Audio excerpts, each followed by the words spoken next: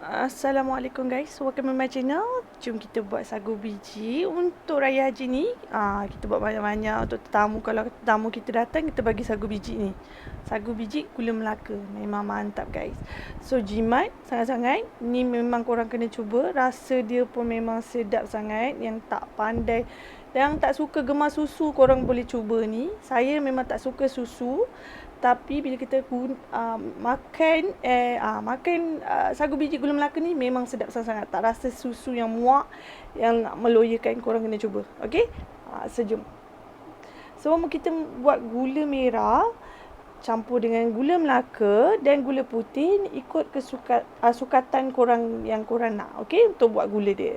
So first korang mendidihkan air dan masukkan sagu biji dekat dalam korang punya air yang dah mendidih. So tunggu dia mendidih lagi. Saya masukkan sirap sedikit. Saya nak rasa sirap ujung-ujung dia. Nanti kita dah cuci dia, kita akan letak pewarna juga. Dia ni saya nak bagi dia rasa sirap, berwangi kita punya sagu biji tu. Okay. So kacau-kacaukan dia, bagi dia mendidih sekejap. Bila dah mendidih menggelegak, okay, saya kacaukan dia bagi dia hancur.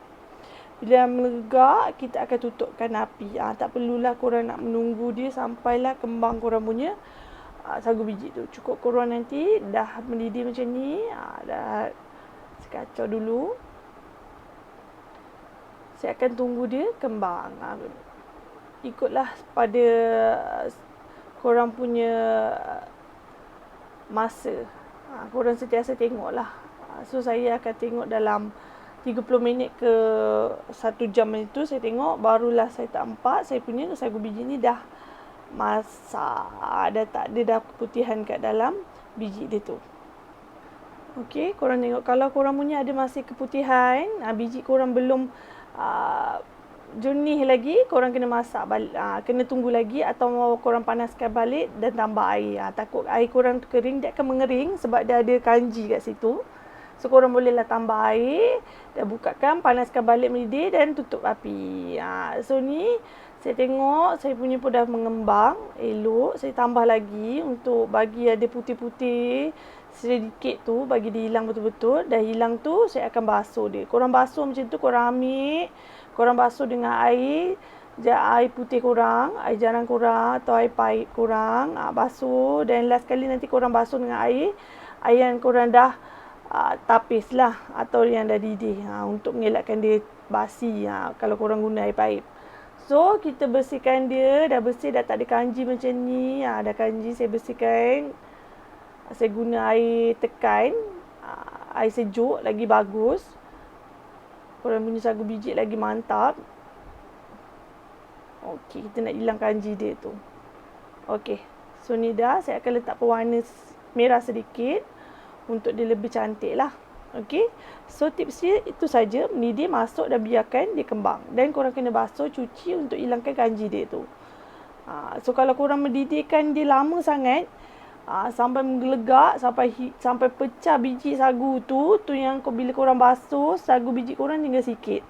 Sebab korang terlampau masak dia. Dia mengembang dan pecah. Dah tak ada dah biji-biji yang korang nampak yang saya punya ni. Macam tu lah.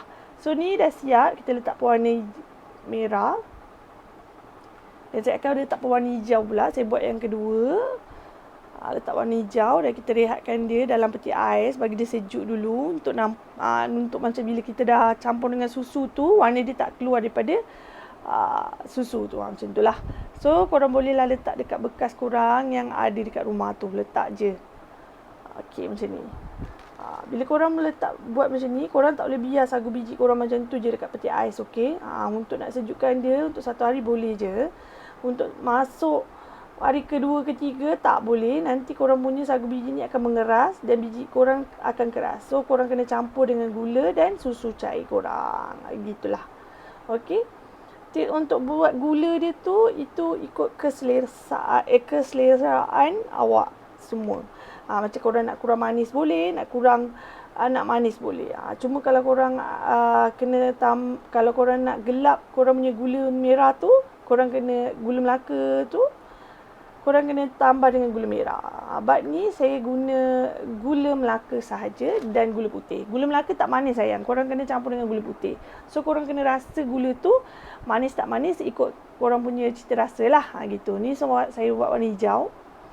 Dah didih, dah kembang. Saya akan basuh dia. Dapat banyak nampak tu. So tips dia, jangan dimasak dia terlalu lama dekat dapur tu. Dia akan mengembang dan pecah. Sebab itulah sagu biji korang dah hilang. Basuh-basuh tinggal sikit je. Macam tu lah. Okay, so ni saya letak dalam bekas. Cup macam ni. Untuk mudah korang nak hidang pada orang. Gitulah. Korang kena cuba buat sagu biji ni. Memang sedap sangat-sangat. Favourite. Saya rasa memang favourite semua orang lah. Yang tak suka susu tu korang boleh cuba yang ni. Dia takkan rasa susu. Sebab saya bukan penggemar susu.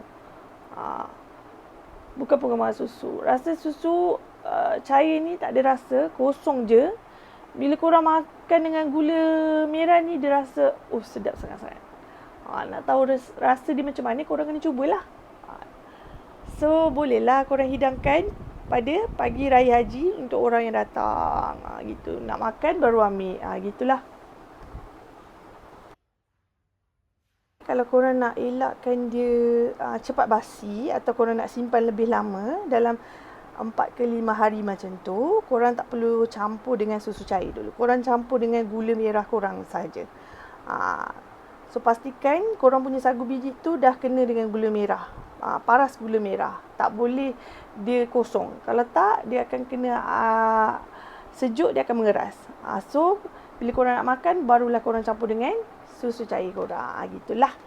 So, tu tips untuk simpan lama. So, selamat mencuba guys. Sagu gula Melaka ni memang padu guys. Korang kena cuba sangat-sangat. Kalau korang lulus buat sagu biji ni, berderai macam ni, cantik, bulat je. Cantik bulat macam ni. Confirm sedap guys. Okay guys, selamat mencuba. Kita jumpa next video. Assalamualaikum. Selamat Hari Raya Haji guys.